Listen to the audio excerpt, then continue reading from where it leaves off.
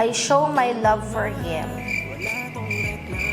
Tough love. Ayan, yan, Tough yeah. love in terms of pagtitipid. Kasi nga magastos ako. Yes, yes, so, ang yes. ginagawa niya, kahit na minsan sumasama na yung loob ko kasi hindi niya ako pinapayagan gumastos. Kahit anong gawin niya, magtaktol siya, wasakin niya yung bahay, wala. Murahin niya ako, hindi. Matibay ako. Titiisin niya. Yeah. Kasi ayaw niya nang gagastos ako ng madami masyado. Yes, kasi darating yung point na ay regret niya rin yun. Tsaka yun nga, nagsasayang ng pera. Alam kong hindi mahalaga, may mas kailangan kaming harapin at paglaanan ng savings or ng pera. Tama, tough love. Super tough love.